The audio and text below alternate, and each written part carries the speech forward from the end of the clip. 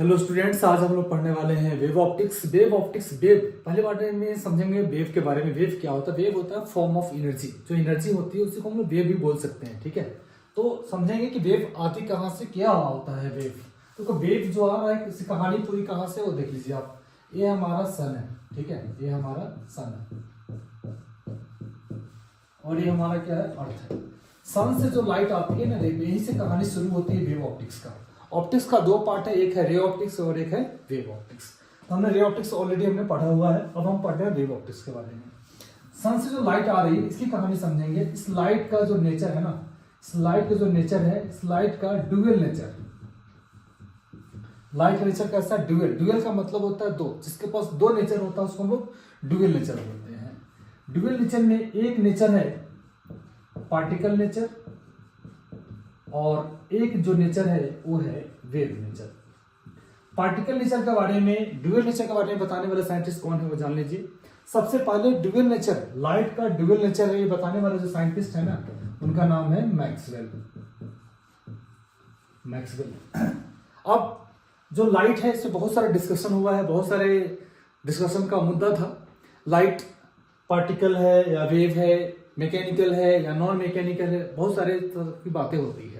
तो light mechanical wave भी है, नॉन मैकेनिकल वेव भी है। इसमें न्यूटन साहब आएंगे, आइंस्टाइन आएंगे, क्रिस्टियन हाइगेंस आएंगे, है ना, फ्रेस्नेल आएगा, बड़े साइंटिस्ट का नाम है इसमें। सब अपना अपना तर्क इसमें दिए हुए हैं, सब हम डिस्कस करेंगे इसमें। तो लाइट, मैं मान रहा हूं कि लाइट जो है मैकेनिकल भी है और नॉन मैकेनिकल भी है। जहां इसको मीडियम नहीं मिलता है, जैसे मैक्सवेल ने बोला लाइट नॉन मैकेनिकल है, और मैक्सवेल साहब ने बताया कि लाइट के पास जो एनर्जी होती है ना, E बराबर hc बाई लैम्डा होता है। क्या होता है? hc बाई लैम्डा होता है। ये बोलने वाला कौन साइंटिस्ट है? मैक्सवेल। और लाइट का जो नेचर है ड्यूअल होता है, ये पहले बोलने वाले साइंटिस्ट कौन है? मैक्सवेल है। बाद में साइंटिस्ट आते हैं अल्बर्ट आइंस्टाइन। अल्बर्ट आइंस्टाइन ने 1905 में फोटो इलेक्ट्रिक इफेक्ट से प्रूफ कर दिया कि लाइट जो होता है वो ड्यूअल नेचर का होता है। 1905 में अल्बर्ट आइंस्टाइन साहब ने प्रूफ कर दिया और मैक्सवेल साहब ने सिर्फ थ्योरी दिया था। यही अल्बर्ट आइंस्टाइन ने यहां पे एनर्जी दिया। एनर्जी का फॉर्मूला E बराबर mc² बताया इन्होंने। ठीक है, तो दोनों पैरेलल चल रहा है। मैक्सवेल भी बता रहा हूं मैं आपको और आइंस्टाइन के बारे में आपको समझा रहा हूं। E बराबर mc²। E का मतलब यहाँ पे क्या है? एनर्जी है। m का मतलब मास ऑफ फोटोन है। अब फोटोन पे डिस्कस करेंगे। ये न्यूटन साहब बोलेंगे कि जो है लाइट जो है वो पार्टिकल नेचर का है। ये बोलने वाले साइंटिस्ट कौन है? न्यूटन साहब है। और अल्बर्ट आइंस्टाइन ने भी बोले थे कि ये क्या है? पार्टिकल नेचर का है। न्यूटन का कोर्सपुलस थ्योरी, कोर्सपुलस का मतलब होता है रिजिड पार्टिकल्स। न्यूटन का ऐसा मानना था कि हमारे सराउंडिंग में जो पार्टिकल्स है वो कोर्सपुलस है। ठीक है, जहां से लाइट क्या हो रही है, आर पार हो रही है, वो ट्रांसपेरेंट है। जहां से लाइट आर पार हो जाती है वो बहुत ही छोटे साइज का होता है। ठीक है, ऐसा इनका कहना था। फिर न्यूटन ने यहीं पे न्यूटन कोर्सपुलस थ्योरी दिया है। हम इस पर आएंगे, बाद में आएंगे। पहले इस समय क्लियर कर दूं मैक्सवेल और आइंस्टाइन का जो बात है, जो एनर्जी है, वो मैं क्लियर करता हूं, फिर मैं वेव को मैं रिलेट करूंगा। तो मैक्सवेल साहब ने बोला एनर्जी के बारे में hc बाई लैम्डा होता है। लैम्डा का मतलब वेवलेंथ है, c का मतलब स्पीड ऑफ लाइट है, और h यहाँ पे क्या है? प्लैंक्स कांस्टेंट है। ये यहाँ पे एनर्जी है। कब? जब लाइट अगर नॉन मैकेनिकल है तो उसमें जो एनर्जी आती है यही आती है। यहीं पे मैक्सवेल साहब ने एक और फॉर्मूला दिया है, आपको याद होगा, E बाई बी यानी C बराबर, C यहाँ पे क्या है? Speed of electromagnetic wave. इसका मतलब लाइट जो है ना इलेक्ट्रोमैग्नेटिक वेव ही है। इलेक्ट्रोमैग्नेटिक मतलब इलेक्ट्रिक फील्ड भी उसमें बन सकता है, मैग्नेटिक फील्ड भी बन सकता है, और एक वेव भी हो गया। तो यही फॉर्मूला बनता है C बराबर E बाई बी। यहीं पे मैक्सवेल ने भी बात कही कि सन की जो लाइट आ रही है ना, इस लाइट में इलेक्ट्रिक फील्ड ज्यादा है। इलेक्ट्रिक फील्ड क्या है? ज्यादा है, मैग्नेटिक फील्ड कम है, और स्पीड ऑफ लाइट जो आएगी वो स्पीड ऑफ इलेक्ट्रोमैग्नेटिक फील्ड के बराबर होगा।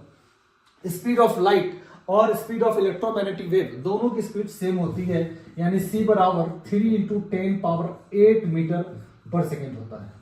ये स्पीड ऑफ लाइट भी है और स्पीड ऑफ इलेक्ट्रोमैग्नेटिक वेव भी है। ठीक है, ये कौन बोल रहा है? मैक्सवेल साहब बोल रहे हैं। इन्होंने C का फॉर्मूला दिया E बाई बी, या कहीं कहीं पे E0 बाई B0 भी लिखा हुआ है। और उन्होंने मैक्सवेल ये भी कह दिया कि जो सन की लाइट आ रही है, इस लाइट में इलेक्ट्रिक फील्ड ज्यादा होता है, मैग्नेटिक फील्ड कम होता है। ठीक और इनका फॉर्मूला हो गया। अल्बर्ट आइंस्टाइन साहब ने फॉर्मूला दिया E बराबर mc²। और अल्बर्ट आइंस्टाइन ने बोले जब मास ऑफ फोटोन, जब फोटोन पे सन की लाइट पड़ती है ना तब वो एक्टिव होता है। जब तक फोटोन पे सन की लाइट नहीं पड़ेगी तब तक वो एक्टिव नहीं होगा, तब तक उसमें मास नहीं होगा। ये कहने वाले कौन है? आइंस्टाइन है। इसको भी आपको याद रखना है। E बराबर mc स्क्वायर किसने मतलब दोनों एनर्जी ही है। E बराबर mc स्क्वायर, E बराबर E naught by B naught या E बराबर sc बाई लैम्डा, इस सब फॉर्मूला आपको थोड़ा ध्यान रखना है। अब लाइट का ड्यूअल नेचर, वेव के बारे में बोलने वाले का नाम है क्रिस्टियन हाइगेंस। हाइगेंस साहब ने बोला कि लाइट का जो नेचर है वो कैसा है? वेव नेचर का है। बट इन्होंने सिर्फ थ्योरी दिया। हाइगेंस ने बहुत सारे पॉइंट बोले यहाँ पे। इन्होंने बोला कि लाइट जो है वो वेव नेचर का है, थ्योरी दिया सिर्फ इन्होंने, प्रूफ नहीं कर पाया। प्रूफ करने के लिए हम इसको अलग से पढ़ेंगे। अभी थोड़ा मैं इंट्रोडक्शन ले रहा हूँ, अभी मैं आपको वेव ऑप्टिक्स का इंट्रोडक्शन बता रहा हूँ। इसके आगे मैं आपको पूरा डिटेल्स में समझाऊंगा न्यूटन का कॉर्पस्कुलस थ्योरी क्या है और हाइगेंस क्या है। हाइगेंस ने वेव फ्रंट के बारे में क्या बोले, वेव फ्रंट कितने टाइप्स का बनता है, ये सब हम इसमें देखेंगे। कोहेरेंट सोर्स क्या होता है, इनकोहेरेंट सोर्स क्या होता है, इंटरफेरेंस क्या होता है, सब चीज पढ़ेंगे। इसमें YDAC पढ़ेंगे, इंपॉर्टेंट बात। अब मैं रिलेट कर देता हूँ। हाइगेंस साहब ने सिर्फ थ्योरी दिया, लेकिन प्रूफ करने के लिए एक साइंटिस्ट आया जिसका नाम है थॉमस यंग। थॉमस यंग ने 1801 में YDAC, ये बहुत इंपॉर्टेंट होता है जेई के लिए, बहुत इंपॉर्टेंट होता है। YDAC young double slit experiment से इन्होंने प्रूफ कर दिया कि लाइट का जो नेचर है रियल में कैसा है, वेव नेचर है। जब YDAC हम पढ़ेंगे तो यहाँ पे देखेंगे डार्क फ्रिंज कैसे बनता है, ब्राइट फ्रिंज कैसे बनता है, मैक्सिमम ब्राइट कहाँ मिलेगा, मैक्सिमम डार्क कहाँ मिलता है या एक जैसा होता है इंटेंसिटी इसकी, बहुत सारे इसमें पढ़ेंगे। ये बहुत ही इंपॉर्टेंट टॉपिक होता है जेई के लिए, ठीक है। तो 1801 में थॉमस यंग ने प्रूफ कर दिया कि लाइट का जो नेचर है वो कैसा है, वेव नेचर का है। और इसी के बारे में आपको पूरा पढ़ना है, यहीं से पूरा पढ़ना है आपको, ठीक है। तो पहले मैं न्यूटन को जल्दी से क्लियर कर देता हूं। न्यूटन साहब का कहना था कि जो लाइट है वो पार्टिकल नेचर का है। जैसे मान लो कि आप बॉल को लेकर आप नीचे आप फ्लोर पे फेंकते हो तो फ्लोर से बाउंस बैक होती है हमारे हाथ में, मतलब आपने इंसिडेंट कराया तो वहां से रिफ्लेक्ट होकर बाहर आती है। यानी लाइट रिफ्लेक्शन कर सकता है, रिफ्लेक्ट कर सकता है। लेकिन न्यूटन साहब कुछ चीज को बताने में फेल हो गए, जैसे पोलराइजेशन, डिफ्रैक्शन वगैरह बताने में वो फेल हो गए। न्यूटन साहब यहाँ पे फेल हो गए। न्यूटन का एक नियम था, जहां वो फेल करते थे फिर वहां दोबारा नहीं जाते थे, फिर वहां से रिटर्न चले जाते थे, किसी और चीज को में वो रिसर्च करते थे। अब न्यूटन की कॉर्पस्कुलस थ्योरी यहाँ पे खत्म हो गई। इसी को कॉर्पस्कुलस का मतलब एक रिजिड पार्टिकल्स होता है जो छोटे छोटे साइज का होता है। न्यूटन साहब का ऐसा कहना था, ऐसा एग्जाम्पशन था उनका कि जो हमारे सराउंडिंग में आप मटेरियल देखते हो उसको क्या है, कॉर्पस्कुलस। उसकी थ्योरी बनी, उसको हम लोग कॉर्पस्कुलस थ्योरी कहा गया। ये देने वाले साइंटिस्ट का नाम क्या है, न्यूटन है। लाइट के बारे में न्यूटन का ऐसा भी एग्जाम्पशन था कि जैसे मान लो कि यहाँ पे लाइट जल रही है तो लाइट यहाँ से दूसरे रूम में भी आप बल्ब नहीं जलाओगे फिर भी वहां भी इसकी लाइट चली जाती है। मतलब एक पार्टिकल दूसरे पार्टिकल को, दूसरे में तीसरे को, तीसरे में चौथे को, ऐसे करके क्या करता है, अपने लाइट को ट्रांसफर हो रहा है। मतलब एक जो पार्टिकल है ना, जो कॉर्पस्कुलस पार्टिकल, वही क्या कर रहा है ना, लाइट एक निकला दूसरे से, दूसरे निकला तीसरे से, यूं कह लीजिए उस पे लाइट पड़ी, उसका रिफ्लेक्शन दूसरे पे, उसका रिफ्लेक्शन और दूसरे पे, ऐसे करते करते लाइट क्या हो रही है, ट्रेवल हो रही है एक जगह से दूसरे जगह। ऐसा बोलने वाला साइंटिस्ट कौन है, न्यूटन है। लेकिन न्यूटन साहब का जो ये थियरी चल रहा था ये बहुत कुछ एक्सप्लेन नहीं कर पाया। इसके बाद आया कौन, हाइगेंस साहब आ गए। हाइगेंस साहब ने 1678 की बात है, 1678 की बात है। हाइगेंस साहब ने कुछ थियरी दिए, कुछ पॉइंट्स दिए। अब मैं हाइगेंस के बारे में डिटेल्स में पढ़ा रहा हूं अभी आपको।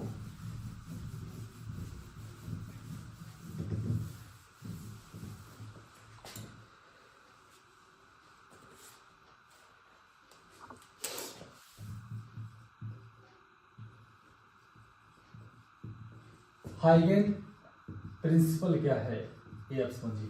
हाइगेंस ने क्या क्या बोले। हाइगेंस ने तो पहली बात कह दिया कि लाइट का जो नेचर है वो कैसा है, वेव नेचर का है। हाइगेंस ने एक बात और कही, हाइगेंस ने बोला कि light travel in the form of wave. इसके बाद आया this waves travel in all direction. Huygens ने एक बात और कही कि जब लाइट ट्रेवल करता है तो उसके जो पार्टिकल्स, उसके जो वेव का जो नेचर है ना, हर डायरेक्शन में ट्रेवल करता है, ऑल डायरेक्शन में ट्रेवल करता है और उसकी जो वेलोसिटी ऑफ लाइट के बराबर होता है। The wave of light of different colours have different wavelength. Huygens ने का बात और कही कि आप जितने भी कलर देखते हो ना, सारे कलर का वेवलेंथ जो होता है वो अलग अलग होता है, ठीक है। ये भी बोलने वाले साइंटिस्ट कौन है? हाइगेंस ही है। The whole universe with all matter and space is filled with luminous forms medium called ether. इन्होंने एक मीडियम बोला जिसका नाम दिया इन्होंने ईथर। बोलता है कि एक ईथर मीडियम है ये पूरे हमारे यूनिवर्स में, जहां से लाइट क्या कर रही है? पास कर रही है। ये बोलने वाले साइंटिस्ट कौन है? हाइगेंस। हाइगेंस ने एक बात और कही कि लाइट जो होता है वो लॉन्गिट्यूडनल होता है, लेकिन ये बहुत दिन तक नहीं चल पाया, ये फेल हो गए। इन्हीं का एक असिस्टेंट था जिसका नाम था फ्रेस्नेल। फ्रेस्नेल ने बोले कि लाइट जो होता है वो ट्रांसवर्स नेचर का होता है। फिर यहाँ पे बात आ गई, अभी मैं कुछ देर पहले बोला आपको कि लाइट जो है इलेक्ट्रोमैग्नेटिक वेव है, और यहाँ पे फ्रेस्नेल बोल रहे हैं कि जो लाइट है वो क्या है? ट्रांसवर्स वेव है, लॉन्गिट्यूडनल वेव नहीं है। इसका मतलब लाइट जो है, जब मैकेनिकल वेव की बात हो रही है, जब लाइट हमारे इस सराउंडिंग में आ रहा है, मीडियम में आ रहा है जहां पे फोटोन प्रेजेंट है या ईथर है, ठीक है, यहां पे आने के बाद लाइट जो हो गया ट्रांसवर्स वेव हो गया। अब जब वेव मीडियम की बात मैं कर रहा हूं, जब मैकेनिकल वेव होता है, मैकेनिकल वेव, तो मैकेनिकल वेव तीन तरह से होते हैं। एक को बोलते हैं हम लॉन्गिट्यूडनल वेव बोलते हैं, एक को ट्रांसवर्स वेव बोलते हैं, और एक को हम सरफेस वेव बोलते हैं, ट्रांसवर्स वेव, ठीक है। ट्रांसवर्स वेव का मतलब होता है वैसा वेव जिस वेव का प्रोपागेशन परपेंडिकुलर होना चाहिए, मतलब वेव के जो पार्टिकल्स हैं ऐसे ऐसे मोशन करते हुए आगे बढ़ेंगे, इसको बोलते हैं हम लोग ट्रांसवर्स वेव बोलते हैं, ठीक है। वेव का जो पार्टिकल का जो मोशन होगा वो परपेंडिकुलर होगा, लेकिन प्रोपागेशन किधर होगा? आगे की तरफ होगा। ऐसे वेव को हम लोग क्या बोलते हैं? ट्रांसवर्स वेव बोलते हैं। एक वेव होता है लॉन्गिट्यूडनल वेव होता है। लॉन्गिट्यूडनल वेव का मतलब जिसमें क्रिस्ट और ट्रफ या कंप्रेशन और रिफ्रैक्शन जो होता है वो इस तरह से मोशन करता है, ऐसे आगे पीछे इस टाइप से जो मोशन करता है ना, इसको हम लोग क्या बोलते हैं? लॉन्गिट्यूडनल वेव बोलते हैं। एक और वेव मैंने बोला है सरफेस वेव बोला है मैंने।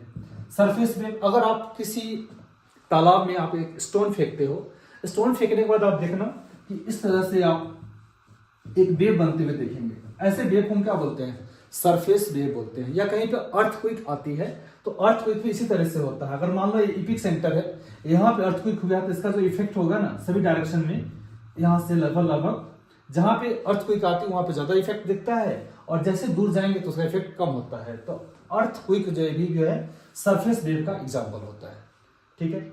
लाइट, यहाँ पे कोई पूछे आपसे कि लाइट कौन सा वेव है? लाइट ट्रांसवर्स वेव भी है और इलेक्ट्रोमैग्नेटिक वेव भी है। अगर नॉन मैकेनिकल वेव है तो इलेक्ट्रोमैग्नेटिक है, लाइट अगर मैकेनिकल है तो क्या है? ट्रांसवर्स वेव है। अब तो हाइगेंस साहब ने क्या क्या बोल दिया कि लाइट जो है वेव नेचर का है, ठीक है, और this waves travels in all direction. इसके जो वेव है, हाँ, इन्होंने वेव फ्रंट के बारे में भी बोला है, इंपॉर्टेंट बात, वेव फ्रंट के बारे में भी इन्होंने कहा। वेव फ्रंट, अगर मान लो जैसे वही एग्जांपल सरफेस वेव वाला, इनका एग्जांपल था कि जो लाइट है ना, लाइट जो है ऑल डायरेक्शन में सेम स्कैटर्ड हो रहा है, इस टाइप से। आप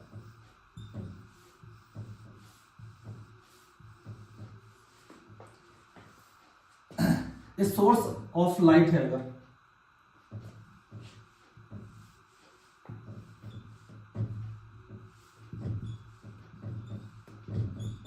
एक रे हमारा एसपी हो गया, एक रे हमारा एसक्यू हो गया, और एक रे क्या हो गया? एसआर हो गया। इसी तरीके से इस डायरेक्शन हो सकता है, ऑल डायरेक्शन में, ठीक है। अब वेव फ्रंट समझेंगे क्या होता है। वेव फ्रंट के बारे में किसने बोला? हाइगेंस ने बोला।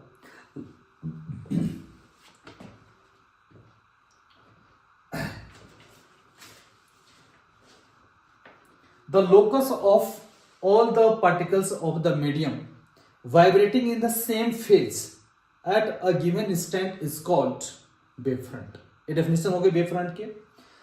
मतलब इसका जो वाइब्रेशन होगा वो सेम फेज में होना चाहिए और सेम फ्रीक्वेंसी से होनी चाहिए, ठीक है। जब लाइट किसी सोर्स से निकलेगी, निकलने के बाद बोलता है इसका जो वाइब्रेशन होगा ना, इसका जो वाइब्रेशन होगा वो सेम फेज में होना चाहिए, ठीक है। इसी को हम बोलते हैं वेवफ्रंट बोलते हैं, ठीक है। The locus of all the particles of the medium vibrating in the same phase at a given instant is called the wavefront. अब जो वेवफ्रंट होता है ये तीन तरह से होता है। वेवफ्रंट जो होता है तीन तरह से होता है। एक होता है स्फेरिकल, एक होता है स्फेरिकल, इस टाइप से बनेगा स्फेरिकल।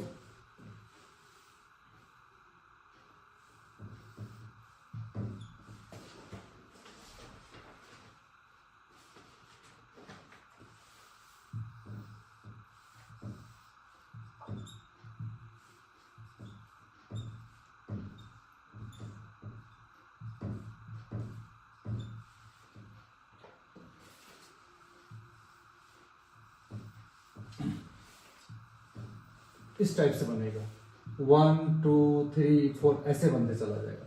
यहाँ पे इसका जो एम्पलीट्यूड होगा, एम्पलीट्यूड का जो रिलेशन आता है वह 1/r आता है और इंटेंसिटी जो होता है वह क्या होगा 1/r² के बराबर होता है। ये जो डायरेक्शन है ये r के टर्म में होता है। अब ये स्फेरिकल वेवफ्रंट कब बनता है? स्फेरिकल वेवफ्रंट कब बनता है? स्फेरिकल वेवफ्रंट बनता है कि जब कोई लाइट, इमर्जिंग लाइट जो है ना किसी पॉइंट सोर्स से आएगा। कहां से आएगा? लाइट कमिंग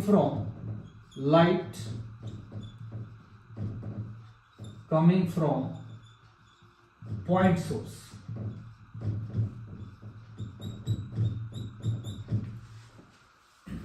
किसी पॉइंट सोर्स से जब लाइट आएगी तो कैसा वेवफ्रंट बनेगा? स्फेरिकल बनेगा। एक नंबर 2, एक वेव बनता है सिलेंड्रिकल वेवफ्रंट बनता है। सिलेंड्रिकल वेवफ्रंट बनता है, इस टाइप से बनेगा सिलेंड्रिकल वेवफ्रंट।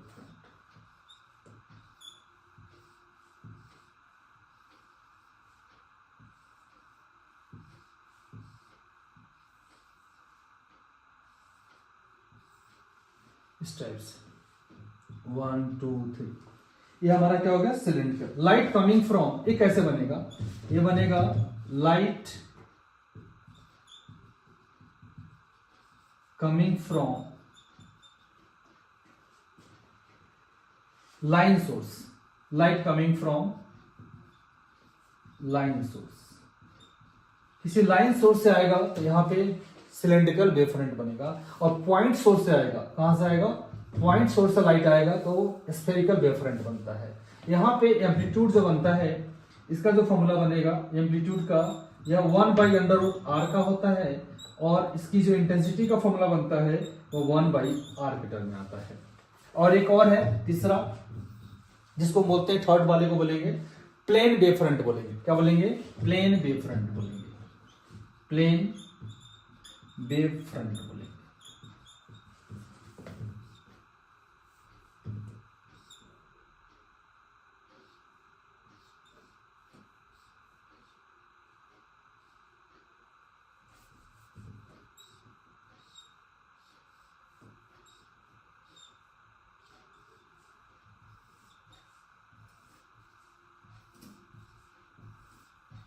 इस टाइप से इसको हम बोलते हैं प्लेन वेवफ्रंट बोलते हैं। Light source are emitted parallel ray. कब आएगा ये? जब लाइट पैरेलल चल के आएगा। Light coming from parallel source, coming from parallel source से आएगा तो यहां पे बनेगा। और यहां पे जो एम्पलीट्यूड होगा वो डायरेक्टली प्रोपोर्शनल r⁻0 होगा और इंटेंसिटी भी जो होगा वो r⁻0 क्या होगा? 0 होगा। इस टाइप से बनेगा। 3 तरह का वेवफ्रंट बनता है।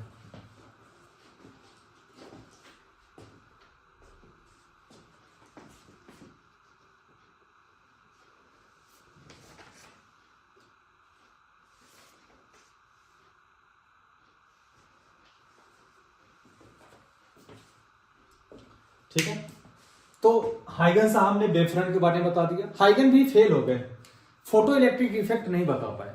हाइगन साहब ने बताया कि वेव फॉर्म का होता है। हाइगन साहब ने बोला कि रिफ्लेक्शन कर सकता है, रिफ्रैक्शन हो सकता है, पोलराइजेशन हो सकता है, लेकिन फोटो इलेक्ट्रिक इफेक्ट नहीं कर पाया और कॉम्पटन इफेक्ट भी नहीं बता पाए। हाइगन्स भी यहाँ पे क्या हो गए? फेल हो गए।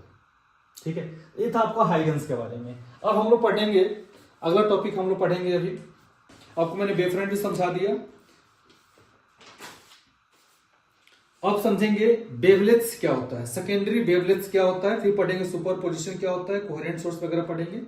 ठीक है, सेकेंडरी वेवलेट्स क्या होता है? सेकेंडरी वेवलेट्स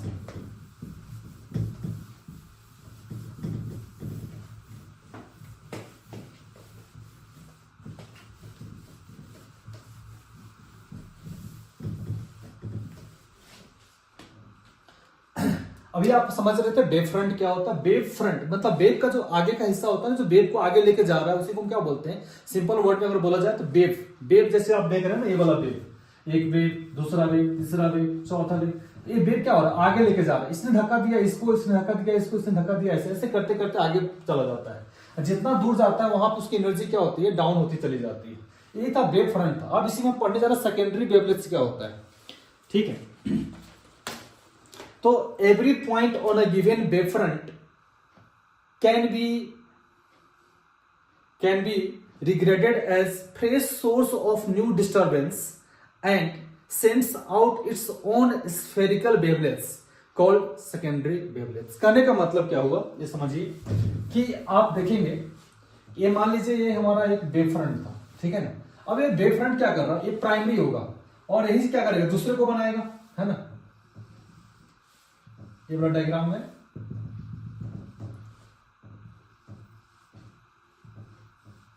ऐसे करके वेव बनता है।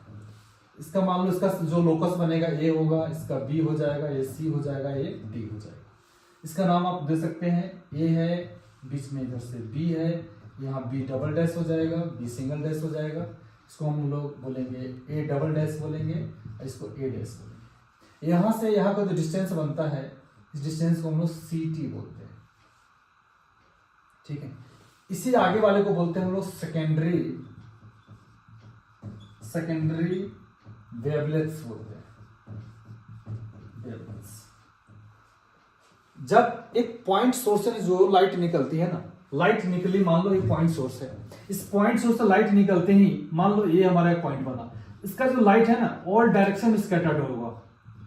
ये बोला था अभी जस्ट हाइगन्स वगैरह को बताया था, जैसे लाइट निकलती है और लाइट स्ट्रेट लाइन ट्रेवल करती है तो इसका जो स्कैटर्ड होगा ना वो ऑल डायरेक्शन में होगा, इक्वल होगा, और एक ट्रांसवर्स में भी होता है। तो हम एक फिनोमेना देख रहे हैं, कहीं कोई सोर्स होगा, इस सोर्स से लाइट निकल रही है, तो हम एक साइड आपको दिखा रहे हैं कि यहाँ पे आप देख रहे हैं जो लोकस है, इसका सेंटर मान लो इसका ए बी है, ए सी है, इस सब पे फिनोमेना सेम होने वाली है।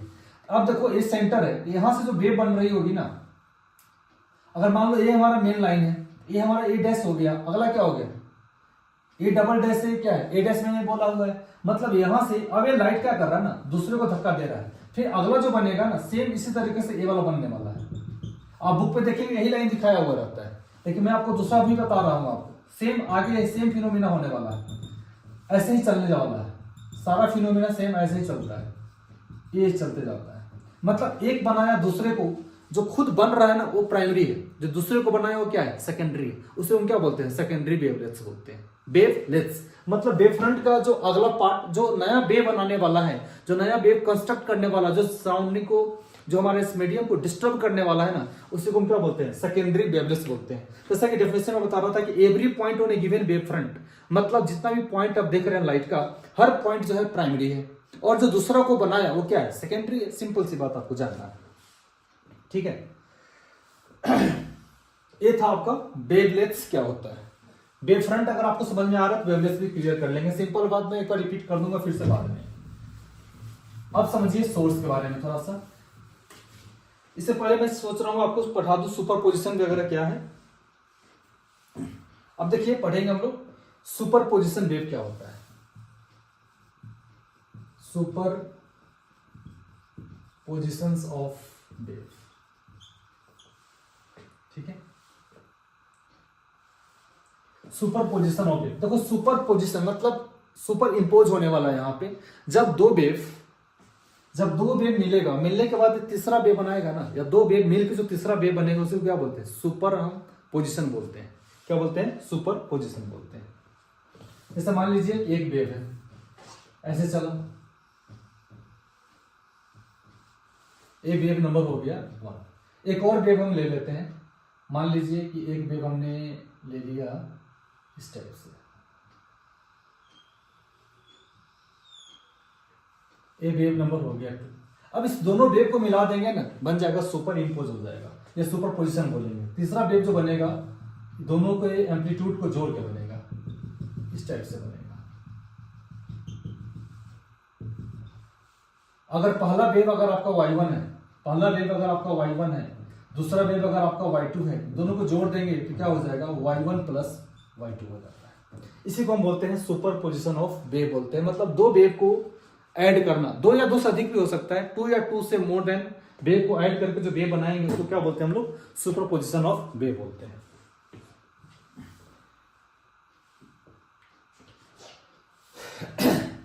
अब हम लोग समझेंगे,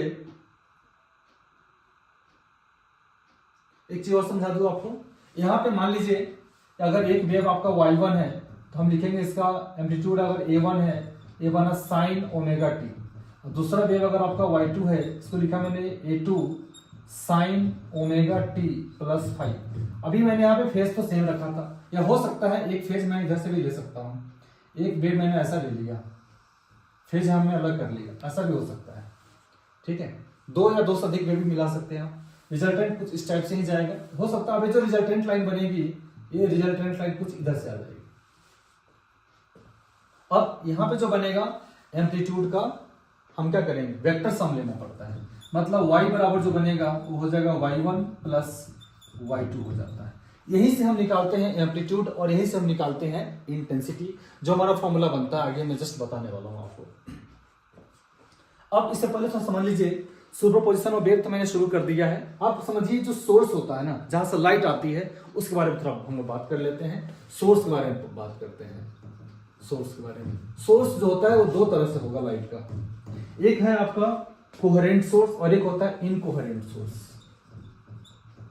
कोहेरेंट सोर्स, दूसरा हो जाएगा incoherent source. Incoherent two sources are said to be coherent if they have the same frequency and the phase relationship remains independent of time। इसका जो phase relationship होगा वो टाइम से इंडिपेंडेंट होगा और इस दोनों का जो फ्रीक्वेंसी होगा वो क्या होना चाहिए, सेम होना चाहिए। वैसे वेव को हम क्या बोलते हैं, वैसे सोर्स को क्या बोलते हैं, कोहेरेंट सोर्स बोलते हैं। Coherent source. और इनकोहेरेंट भी क्या होता है, डिफरेंट होगा, फेज भी डिफरेंस हो सकता है, उसका पाथ भी क्या होगा, डिफरेंट होगा, उसे क्या बोलेंगे, इनकोहेरेंट बोलेंगे। एग्जांपल क्लियर कर देता हूं मैं आपको। लेजर लाइट, एग्जांपल से देखिएगा, बहुत बच्चों को नहीं पता होता कोहेरेंट सोर्स किसको बोलते हैं। लेजर लाइट, जो लेजर लाइट होता है ना, लेजर लाइट से जो सोर्स निकलती है वो हमारा कोहेरेंट सोर्स है, एक डायरेक्शन में होता है। सारे रे की फ्रीक्वेंसी, पाथ सब क्या होता है, सेम होता है। इनकोहेरेंट में कौन सा हो जाएगा, देखो सन, कैंडल, इलेक्ट्रिक बल्ब, ये सब जो लाइट होती है वो कैसा होता है, इनकोहेरेंट सोर्स होता है। लेकिन जो लेजर लाइट से निकलती है यानी मोनोक्रोमेटिक लाइट जो होती है वो सब कैसा होता है, कोहेरेंट सोर्स होता है।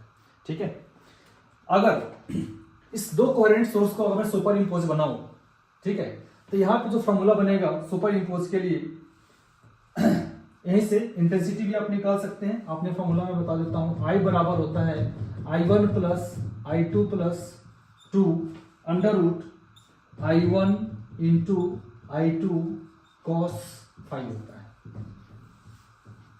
कोहेरेंट सोर्स के लिए इंटेंसिटी निकालने का फॉर्मूला होता है। ठीक है, cos 5। यहां पे जो 5 है ये हमारा फेज डिफरेंस होता है। 5 हमारा यहां पे फेज डिफरेंस होता है। 5 हमारा यहां पे फेज डिफरेंस होता है। मैक्सिमम इंटेंसिटी कब मिलेगी ये भी आपको बता दूं, जब कोहेरेंट सोर्स पैरेलल चलेगी तो उसकी इंटेंसिटी क्या मिलेगी, मैक्सिमम। बिकॉज cos 5 जो होता है ना, cos 5 0 डिग्री की वैल्यू, अगर 5 पे 0 डालेंगे, पैरेलल चलेगा ना, दो रे पैरेलल होगा, बिल्कुल सेम फेज में होगा, फेज क्या होगा, सेम होगा, तो यहाँ पे 0 डालेंगे तो cos 0 कितना होता है, 1 होता है, हमारे मैक्सिमम मिल जाएगा। ठीक है, ये भी आपको याद रखना है।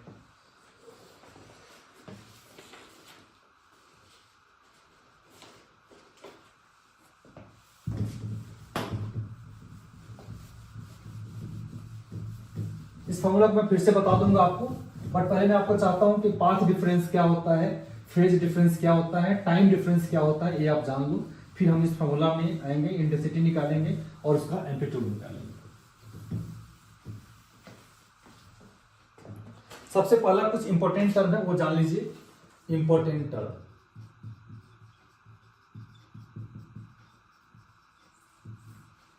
फेज क्या होता है, phase, the argument of sine or cosine in the expression for displacement of wave is defined as the phase। ठीक है, मतलब जो साइन और कोसाइन का जो आर्गुमेंट होता है, किसी वेव का कितना डिस्प्लेसमेंट हो रहा है ना, उसको रिप्रेजेंट करने के लिए हम लोग फेज का यूज करते हैं। जैसे एग्जांपल y बराबर a sin ओमेगा टी, अभी मैंने जस्ट लिखा था, ये y क्या है, यहाँ पे डिस्प्लेसमेंट है, a क्या है, एम्पलीट्यूड, और यही जो ओमेगा टी है ना, यही इसका क्या होता है, फेज होता है। ओमेगा को हम लोग एंगुलर स्पीड भी बोलते हैं। ओमेगा बराबर क्या होता है 2π/t होता है। ये हो गया हमारा फेज। ठीक है, तो फेज का डेफिनेशन आप लोग लिख लीजिएगा। द आर्गुमेंट ऑफ साइन और cosine in the expression for displacement of wave is defined as the phase. ठीक है, अब ये तो फेज हो गया। अब एक टर्म आ रहा है फेज डिफरेंस। फेज डिफरेंस समझो क्या होता है। फेज डिफरेंस को हम लोग डेल फाई से रिप्रेजेंट करते हैं, या कहीं कहीं पे सिंपल फाई भी लिखा हुआ आपको मिलेगा।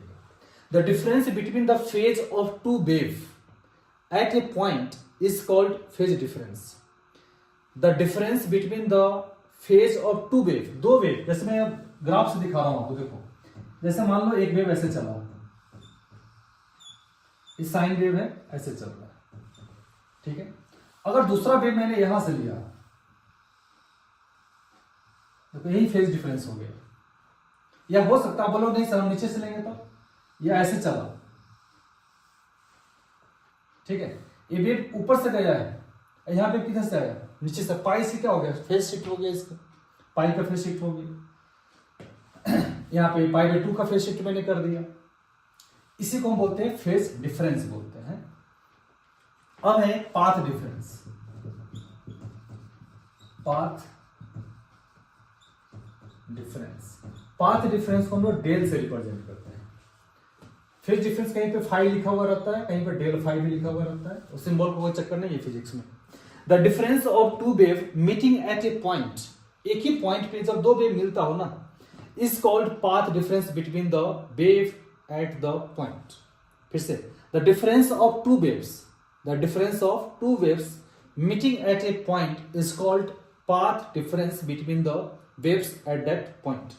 ठीक है, इसका फॉर्मूला बनता है पाथ डिफरेंस का lambda by 2π into phase difference. Phase difference, यहां से आप फेज डिफरेंस भी निकाल सकते हो। अगर आपको फेज डिफरेंस निकालना है, फाई निकालना है, तो हो जाएगा path difference into 2π divide by lambda हो जाता है। यहां से आप फेज डिफरेंस भी निकाल सकते हो, दोनों फॉर्मूला आप निकाल सकते हो। यही आपका पाथ डिफरेंस हो गया। अब एक है टाइम डिफरेंस, वो भी देख लीजिए टाइम डिफरेंस क्या होता है। Time difference, the time difference between the waves meeting at a point, उस पॉइंट पे जहां पे टाइम का डिफरेंस हो जाएगा उसको क्या बोलेंगे, सिंपल हम लोग टाइम डिफरेंस बोलेंगे। टाइम डिफरेंस का फॉर्मूला बनता है टी डी बराबर हम लोग लिखेंगे T/2π इंटू फेज डिफरेंस लिखते हैं। ठीक है, तो टाइम डिफरेंस भी आपको मालूम हो गया, पाथ डिफरेंस मालूम हो गया, फेज मालूम हो गया, फेज डिफरेंस भी मालूम हो गया आपको। ठीक है, जब वेव अपने फेज को चेंज करता है तो क्या हो गया, फेज डिफरेंस हो गया। पाथ डिफरेंस λ/2π इंटू क्या हो गया, फेज डिफरेंस हो गया। टाइम डिफरेंस क्या हो गया, एक ही पॉइंट पे जो दो वेव मिलेगा या मिलने में जो टाइम लगेगा, जो टाइम का गैप होगा, उसको क्या बोलेंगे हम लोग टाइम डिफरेंस बोलेंगे। यहां से भी आप फेज डिफरेंस निकाल सकते हैं।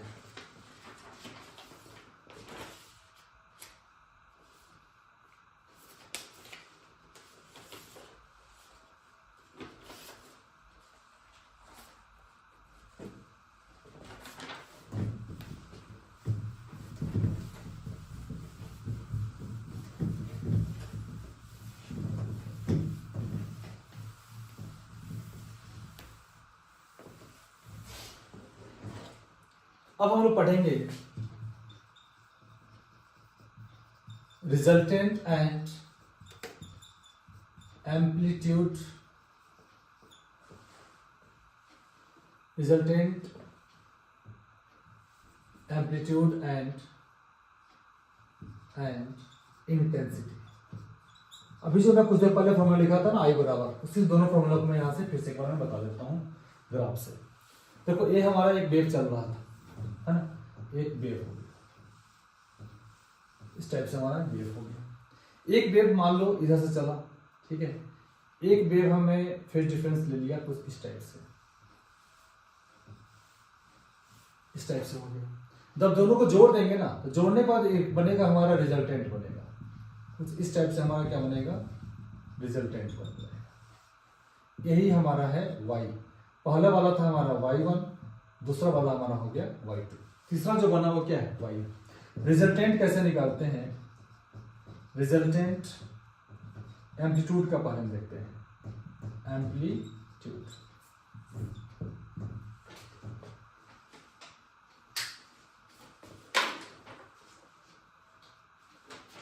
अभी आपको बताया कि y बराबर ये हो जाएगा y1 प्लस y2, और इसका आपको वेक्टर सम लेना है। क्या लेना है? वेक्टर सम लेना है। जब दो वेक्टर को हम लोग ऐड करते हैं तो एक रिजल्टेंट का फॉर्मूला बनता है r बराबर under root a square plus b square plus 2ab cos theta. Theta जो होता है फेज डिफरेंस होता है, और यहाँ थीटा लिखना है। अब सेम यहाँ पे हमको एम्पलीट्यूड लेना है, रिजल्टेंट निकालना है। सिर्फ हम मैग्नीट्यूड की बात करेंगे। y1 यहाँ पे लिख लीजिए, y1 की वैल्यू हो जाएगी a1 साइन ओमेगा टी, और हमारा y2 रहने वाला है a2 sine omega T plus क्या हो जाएगा, फाई हो जाएगा। ये फाई हमारा क्या है, यहाँ पे फेज डिफरेंस है, मतलब दोनों वेव का फेज डिफरेंस है। यहाँ थीटा को मैं रिप्लेस कर दूंगा फाई में, ये हो गया आपका फेज डिफरेंस हो गया, फेज डिफरेंस। अब आपको एम्पलीट्यूड निकालना है, मतलब ए की वैल्यू निकालनी है, तो यहां से उठाएंगे, फॉर्मूला में वैल्यू पुट करेंगे, ये हो जाएगा a1 का स्क्वायर प्लस a2 का स्क्वायर प्लस 2a1 a2, और ये हो जाएगा cos फाई। यहां से आप एम्पलीट्यूड का रिजल्टेंट निकाल लिया आपने, ये वाला a1 square plus a2 square plus 2a1 a2 cos phi हो गया। अब आपको ये तो एम्पलीट्यूड हो गया ना, अब हम निकालेंगे इंटेंसिटी, निकालेंगे इंटेंसिटी निकालेंगे। इंटेंसिटी जो होता है, इंटेंसिटी का फॉर्मूला आपको पता है, आई जो होता है वह डायरेक्टली प्रोपोर्शनल एम्पलीट्यूड के स्क्वायर के बराबर होता है। अगर मैं इसको लिख सकता हूं तो के ए का स्क्वायर भी लिखा जा सकता है। बस ए स्क्वायर है, यहाँ पे वैल्यू पुट करेंगे, हमारा फॉर्मूला आ जाएगा। यहाँ लिख सकता हूं मैं, आई बराबर बन जाएगा आपको i1 plus i2 plus 2 under root i1 i2 cos phi बनता है। ये हमारा आ गया इंटेंसिटी का फॉर्मूला आ गया, i1 i2 plus 2 under root i1 i2 cos phi आ गया। इसमें कुछ नोट में इंपॉर्टेंट बात मैं आपको बता दूं, नोट में कभी कभी जेई में डायरेक्ट क्वेश्चन आता है इसके ऊपर में, जो हमारा टर्म है ना 2i1 2 under root i1 i2 cos phi, इसको हम लोग बोलते हैं कोहेरेंट टर्म बोलते हैं, इसको हम लोग बोलते हैं इंटरफेरेंस टर्म बोलते हैं, सॉरी इसको हम लोग क्या बोलते हैं, इंटरफेरेंस टर्म बोलते हैं। और इनकोहेरेंट इंटरफेरेंस के लिए इसकी वैल्यू 0 होती है, ठीक है। इनकोहेरेंट इंटरफेरेंस के लिए इसकी वैल्यू क्या होती है, 0 हो जाती है। इसीलिए इनकोहेरेंट सोर्स में i1 प्लस i2 की वैल्यू जो मिलेगी जोड़ के, वो क्या मिलेगा, मैक्सिमम मिल जाता है। किसमें, इनकोहेरेंट इंटरफेरेंस के। अगर आपको टाइम ऑफ कोहेरेंस निकालना है, टाइम ऑफ कोहेरेंस निकालना है, टाइम ऑफ कोहेरेंस निकालना है, मतलब जब दो लाइट मिलेगी एक जगह पे, वहां पे टाइम क्या लगेगा, उसको हम टाउ से रिप्रेजेंट करते हैं। टाउ सी बराबर फॉर्मूला बनता है L बाई सी। L का मतलब यहाँ पे है डिस्टेंस ऑफ कोहेरेंस, L का मतलब है distance of coherence, divide by c होता है speed of light, speed of light. यहां से आप टाइम ऑफ कोहेरेंस निकाल सकते हैं। इसकी जो टाइम ऑफ कोहेरेंस की वैल्यू होती है बहुत ही कम होती है, लगभग कभी कभी डायरेक्ट रिजल्ट पूछता है 10 पावर माइनस 10 सेकेंड के बराबर होता है, इसको हम याद रखेंगे।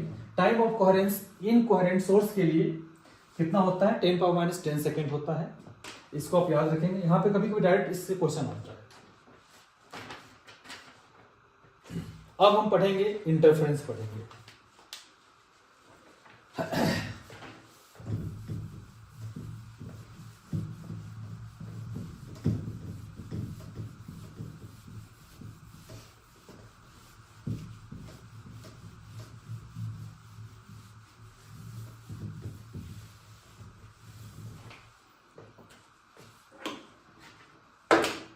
Interference of light, interference of light. देखो फिजिक्स में क्या होता है ना, वर्ड से ही बहुत सारी बातें क्लियर हो जाती है। इंटरफेरेंस जो बना है इंटरफेयर से बना है। अगर कोई दो दोस्त आपस में बात कर रहा तो हम बोलते हैं ना कि आपस में इंटरफेयर मत करो, या तुम मेरे बीच में इंटरफेयर मत करो, ऐसा हम वर्ड यूज करते हैं। देखो कभी कभी ऐसा भी होता है कि अगर आप बातें कर रहे हो, आपका दोस्त या आपका जो बगल में इसने उस चीज को देखा हो, इंटरफेयर करता है और वो आपको सपोर्ट कर देता है, बोलते देखो मैं बोल रहा हूँ ना, ये सही बोल रहा है, ये वहीं पे था। उस टाइम पे क्या होता है, आपकी वेटेज बढ़ जाती है। इंटरफेरेंस जो होता है वो दो तरह से होता है, एक का नाम है कंस्ट्रक्टिव और एक का नाम है डिस्ट्रक्टिव। जो कंस्ट्रक्टिव होता है वो सपोर्ट कर देता है, जो डिस्ट्रक्टिव होता है वो क्या करता है, अपोज कर देता है। जहां कंस्ट्रक्टिव होगा वहां ब्राइटनेस मिलेगा, मतलब इंटेंसिटी मैक्सिमम मिलती है, और जहां पे डिस्ट्रक्टिव होता है वहां पे क्या करने वाला है, वो आपको अपोज करने वाला है, मतलब आपका काम खराब करने वाला है। वहां पे क्या हो जाएगा, नेगेटिव हो जाएगा, मतलब वहां पे डार्क मिलेगा। सही है। यानी इंटरफेरेंस जो होता है, जब इसका डेफिनेशन बता दूं, when two waves of exactly same frequency coming from to coherent source, तो दो कोहेरेंट सोर्स से जब लाइट चलती है, दोनों की फ्रीक्वेंसी सेम हो, सेम मीडियम में चल रही, terms in a medium in the same direction simultaneously, then due to their superposition, दोनों दो वेव एक साथ चल रही हो, सेम डायरेक्शन में चल रही हो, मतलब दोनों का जो क्रिस्ट और ट्रफ दोनों मैच करता हुआ चल रहा हो एक साथ, तो वहां पे इंटेंसिटी क्या मिलने वाली है, मैक्सिमम मिलने वाली है। उसी को हम क्या बोलते हैं, इंटरफेरेंस बोलते हैं। ठीक है, डेफिनेशन मैं बोल रहा हूं, आप लिख लेना अपने से, ठीक है। उस फिनोमेना को क्या बोलेंगे, इंटरफेरेंस ऑफ लाइट बोलेंगे। ये दो तरह से होता है, एक का नाम है कंस्ट्रक्टिव और एक का नाम है डिस्ट्रक्टिव। कंस्ट्रक्टिव और दूसरे का नाम हो गया डिस्ट्रक्टिव। कंस्ट्रक्टिव और डिस्ट्रक्टिव। कंस्ट्रक्टिव इंटरफेरेंस में क्या मिलेगा, यही पे मैं पॉइंट पूरा क्लियर कर देता हूं। यहां पे आपको मैक्सिमम इंटेंसिटी मिलने वाली है, मैक्सिमम लाइट मिलेगा, मैक्सिमम लाइट मिलेगा, दैट मीन्स ब्राइट मिलेगा, ब्राइटनेस बहुत ज्यादा मिलेगी। यहां पे क्या हो जाएगा, यहां पे मिनिमम मिलेगी, मिनिमम लाइट मिलेगी। अभी समझा रहा था आपको, मिनिमम लाइट मिलेगी, मतलब डार्क पार्ट आपको दिखने वाला है। ठीक है। यहाँ पे और चीज समझेंगे, यहाँ पे जो फेज डिफरेंस होने वाला है वो क्या होने वाला है, जीरो, क्योंकि दोनों का पाथ क्या है, सेम है, एक ही लाइन में चल रही है, तो फेज क्या हो गया, जीरो। या कहीं पे लिखा रहेगा 2πn भी लिखा हुआ रहता है, n मतलब 1 2 3 ऐसा हो सकता है। यहाँ पे फेज डिफरेंस 180 का मिल जाएगा भाई, अपोजिट हो जाएगा, कितना हो जाएगा, 180 डिग्री का मिल जाएगा, या आप इसको पाई भी लिख सकते हो। इसका जो जनरल फॉर्मूला बनेगा 2n माइनस 1 इंटू पाई मिलता है। तीसरा डिफरेंस देखो, इसका जो पाथ डिफरेंस बनेगा, पाथ डिफरेंस जो बनेगा कंस्ट्रक्टिव के लिए, पाथ डिफरेंस जो बनेगा डेल बराबर बनेगा n लैम्डा।